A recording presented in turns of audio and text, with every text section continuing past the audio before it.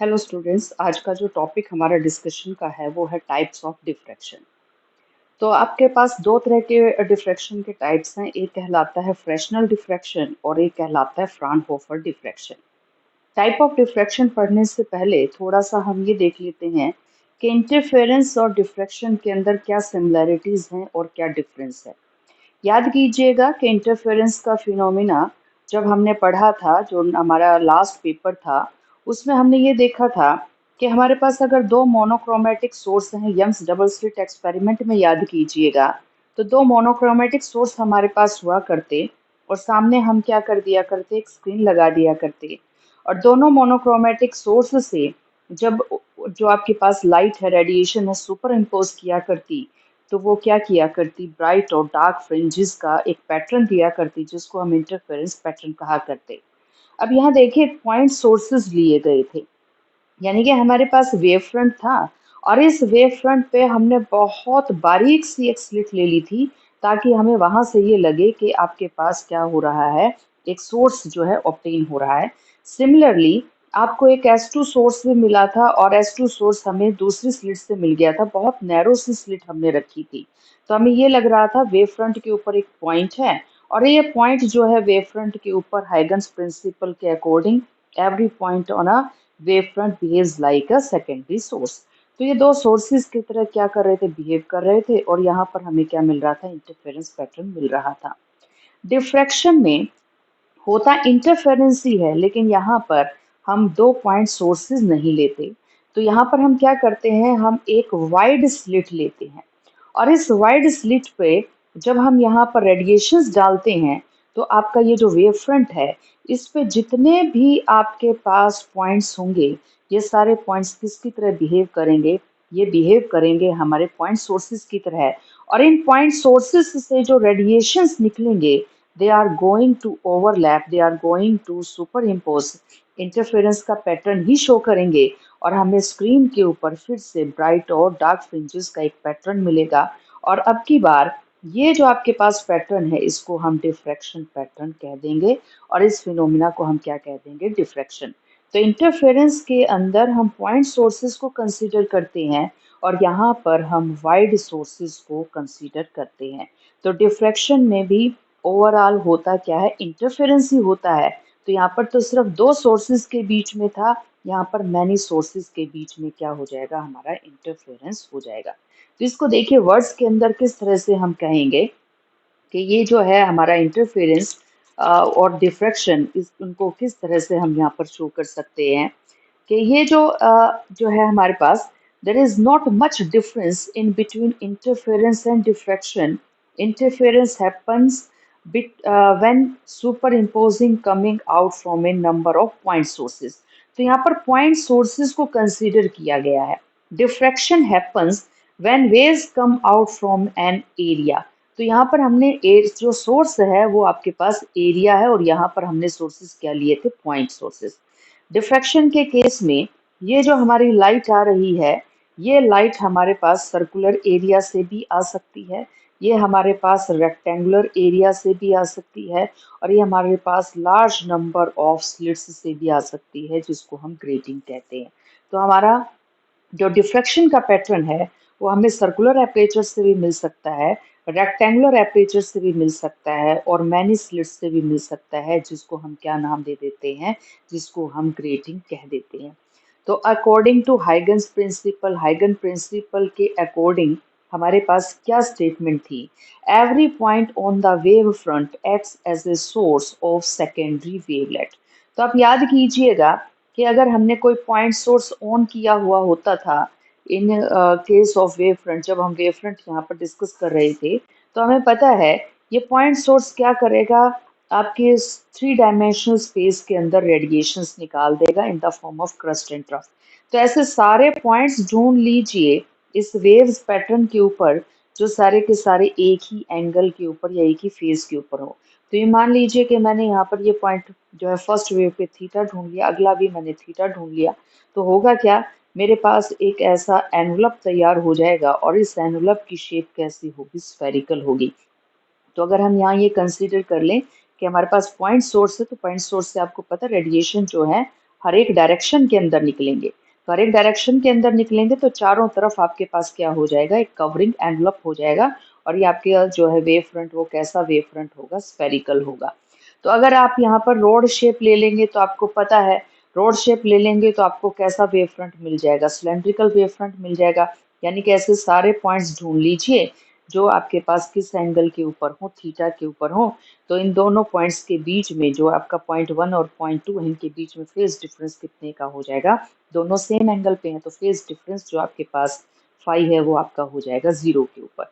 तो wave front के ऊपर जितने भी पॉइंट्स होते हैं वो सारे फेज में होते हैं, इसी वजह से उनका फेज डिफरेंस कितना होता है, 0 होता है। तो आपके पास ये पॉइंट अगर हमने ले लिया तो ये पॉइंट हाइगन प्रिंसिपल के अकॉर्डिंग ये किसकी तरह बिहेव करेगा, एक सोर्स की तरह। तो ये जो आपके निकल रहा है ये सेकेंडरी एमिशन हो जाएगा। तो ये आपका सेकेंडरी सोर्स की तरह बिहेव करना स्टार्ट कर देगा। और रेडिएशंस जो निकलेंगे यहाँ से इनको हम सेकेंडरी वेवलेट्स कह देंगे। तो ये हमारे सेकेंडरी वेवलेट्स हो जाएंगे, ट्रेन ऑफ वेव्स निकलना स्टार्ट हो जाएगा and this is our secondary source. और ये सेकेंडरी सोर्स क्या है, एक पॉइंट है, किसके ऊपर है, वेव फ्रंट के ऊपर है। तो इसी चीज को देखिए वर्डिंग्स के अंदर हम किस तरह से रिप्रेजेंट कर सकते हैं के हाइगन प्रिंसिपल के according every point on the wavefront acts as source of secondary wavelets या wave trains. These secondary wavelets coming out from obstacle interfere as and cause diffraction. तो अब ये देखिए ये आपके डिफ्रैक्शन में कैसे हेल्प कर रही हैं ये वेव ट्रेन्स।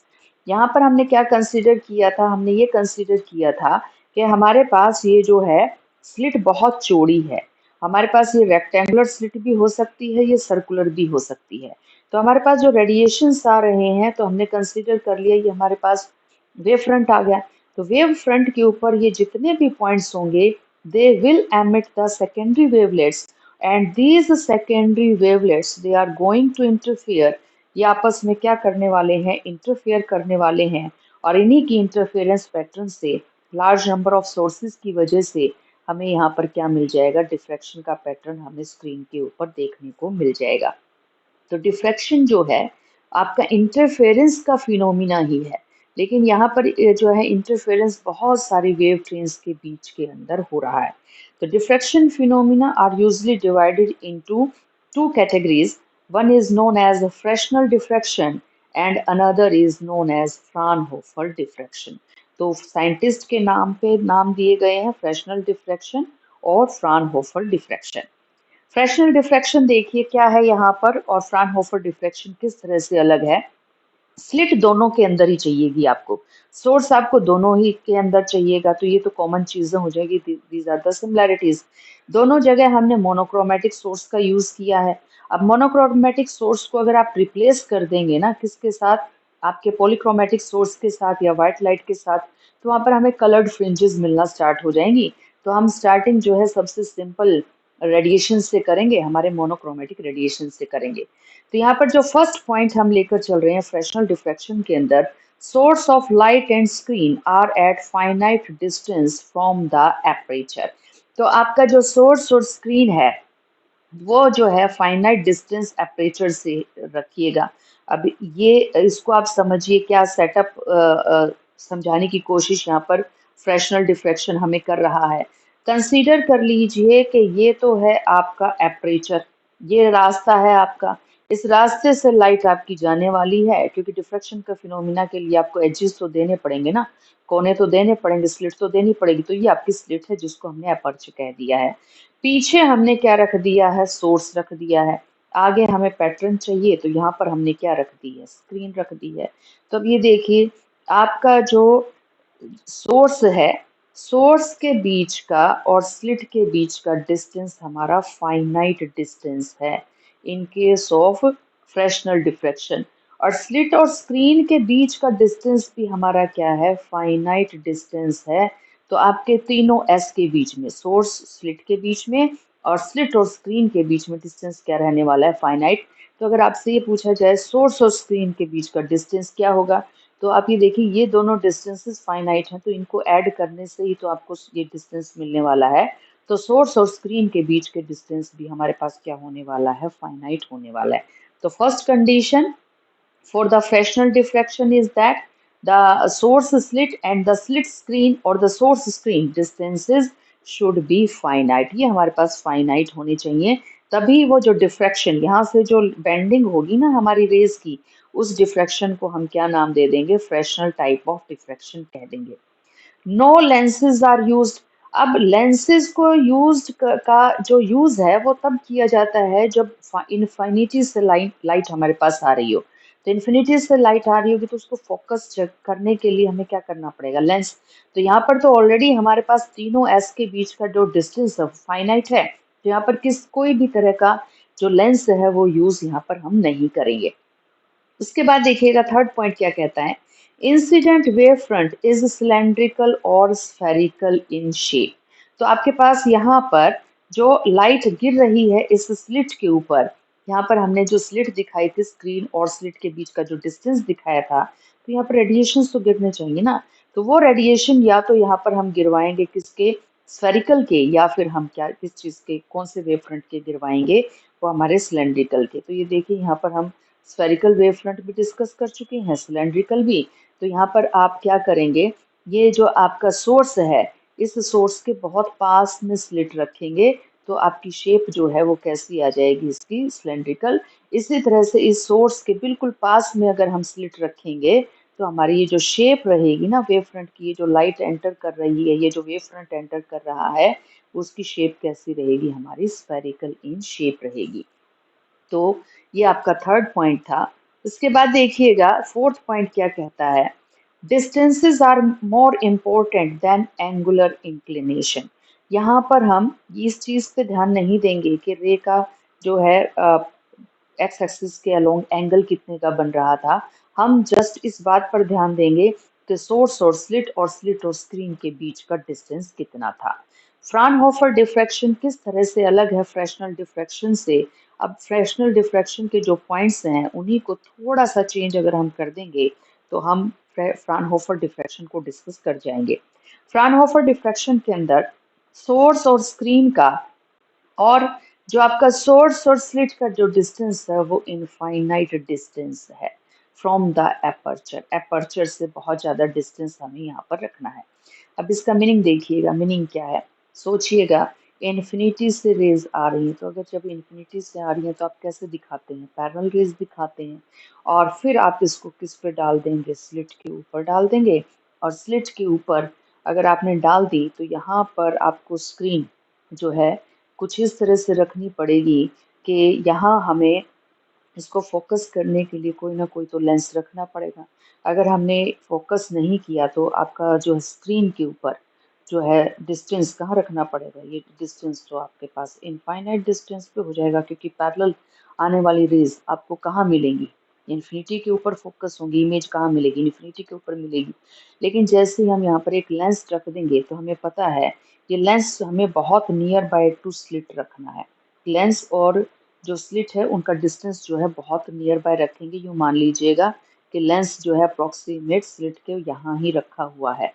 उसके बाद देखिएगा जब इन्फिनिटी से रेज डलती हैं, इन्फिनिटी से रेज आती हैं, तो आपको पता है कि ये कहाँ पर जाकर आपको इमेज मिलने वाली है, एट द फोकस. तो आपका स्लिट और जो आपकी स्क्रीन है, वैसे तो अगर हम ये लेंस हटा दें तो आपके बीच इन दोनों के बीच का डिस्टेंस कितना होगा, इनफाइनाइट होगा. लेकिन आप ये देखिए लेंस रखते ही लेंस और जो आपकी स्क्रीन है इसके बीच का डिस्टेंस कितना होगा, एफ, क्योंकि हमें पता है इमेज हमें कहाँ मिलने वाली है, एफ के ऊपर. तो स्क्रीन को अगर हमने आगे रख दिया तो भी इमेज नहीं मिलेगी, स्क्रीन को पीछे रख दिया तो भी नहीं मिलेगी. तो हमें यहाँ पर इमेज मिलने वाली है. अब सोर्स इन्फिनिटी पे कैसे रखें, कि ये जो सोर्स है हमारे पास ये इन्फिनिटी पे होना चाहिए. That is a condition for Fraunhofer diffraction. Source और स्लिट के बीच का डिस्टेंस इन्फिनिटी और स्लिट और स्क्रीन के बीच का डिस्टेंस इन्फिनिटी. तो बड़ा आसान सा काम है, एक लेंस यहाँ पे भी रख दीजिए. अगर ये लेंस आपने रखा है और सोर्स को आपने इसके फोकस पर रख दिया, तो आपको पता है कि अगर सोर्स फोकस पे हो तो आपकी जो रेज हैं वो क्या कर जाती हैं, पैरेलल हो जाती हैं. तो यहाँ पर हमें दो लेंसेज का यूज करना पड़ता है in case of Fraunhofer diffraction, so that the source और स्लिट इनके बीच का डिस्टेंस भी इनफाइनाइट हो जाए और स्लिट और जो आपकी स्क्रीन है इनके बीच का डिस्टेंस भी क्या हो जाए, यहाँ पर इनफाइनाइट हो जाए. तो फ्रानहोफर डिफ्रैक्शन में स्लिट फिर हमें चाहिए कि क्योंकि बिना स्लिट के बेंडिंग नहीं होगी। तो अब ये देखिए यहाँ पर कन्वेक्स लेंस यूज हुए हैं, और कन्वेक्स लेंस आपके पास यहाँ पर दो यूज हुए हैं, एक यहाँ पर स्लिट से पहले और एक स्लिट के बाद यूज हुआ है। उसके बाद जो इंसिडेंट वेव फ्रंट है इज प्लेन, यहाँ पर जो इंसिडेंट वेव फ्रंट हम डालेंगे वो प्लेन वेव फ्रंट डालेंगे। अब प्लेन वेव फ्रंट देखिए किस तरह से मिलेगा हमें। प्लेन वेव फ्रंट हमें सिलेंड्रिकल से भी मिल जाता है और स्फेरिकल से। आप क्या कीजिएगा, आप इस सिलेंड्रिकल सोर्स से या रोड शेप जो आपका लाइट सोर्स है इससे बहुत दूर चले जाइए।